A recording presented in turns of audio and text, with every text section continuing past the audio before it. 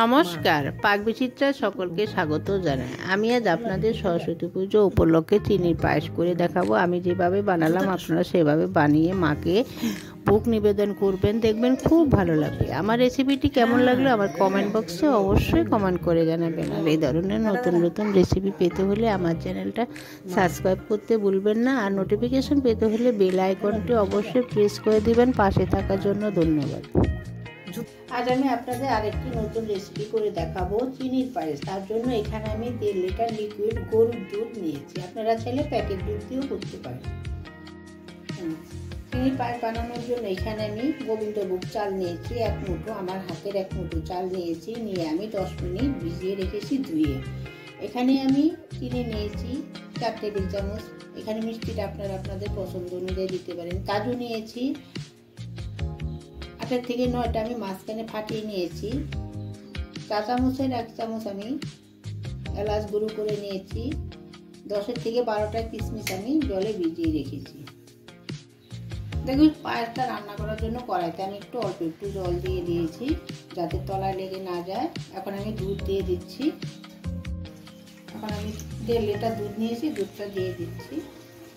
এখন গ্যাসটা হাইতে রেখে আমি দুধটা জাল করে নেব বা ফুটিয়ে নেব। দেখুন, আমার দুধ ফুটে উঠেছে। এখন আমি আগে থেকে ভিজিয়ে রাখা চালটা দিয়ে দিচ্ছি।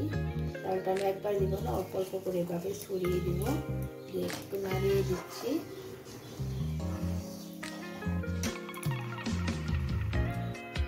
নাড়িয়ে আবার কিছুটা দিয়ে দিচ্ছি,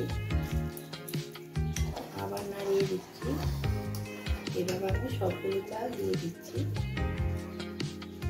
এখন আমি মিডিয়াম টু হাইতে গ্যাসটা রেখে অনবরত নেড়ে চেড়ে চালটাকে ফুটিয়ে নেব। দেখুন, আমার চাল ফুটে গেছে। আমি একটা চাল দেখিয়ে দিয়ে দিচ্ছি।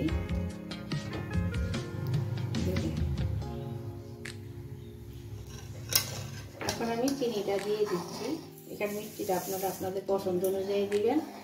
পায়েসটা না কিন্তু চালটা আগে ফুটিয়ে নিতে হবে, তারপরে চিনি দিতে হবে, না হলে চালটা আর ফুটবে না, দুধ শুকিয়ে যাবে, পায়েসটা ঠিকঠাক রান্না হবে না। এখন আমি অনবরত নেড়ে চেড়ে দুধটাকে ঘন করে পায়েসটা তৈরি করে নেব।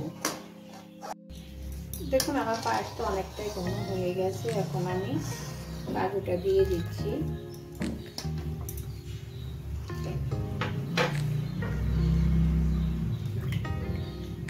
কিশমিশ দিয়ে দিচ্ছি। দিয়ে আমি আবার কিছুক্ষণ জাল করে নিচ্ছি। দেখুন, এখন আমি এলাচ গুঁড়ো দিয়ে দিচ্ছি। এলাচ গুঁড়োটা একটু ছেঁকে খোসাটা বাদ দিয়ে দিচ্ছি। এখন আমি এলাচ গুঁড়োটা মিশিয়ে নিচ্ছি।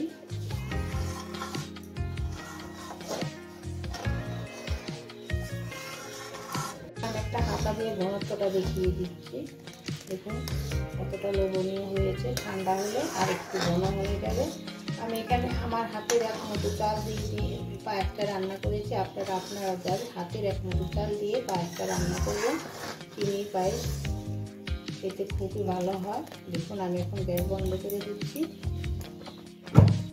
দেখুন, আমার চিনির পায়েস তৈরি হয়ে গেছে। আমি যেভাবে রান্না করলাম আপনারা সেভাবে রান্না করে খাবেন, দেখবেন খুব ভালো লাগে।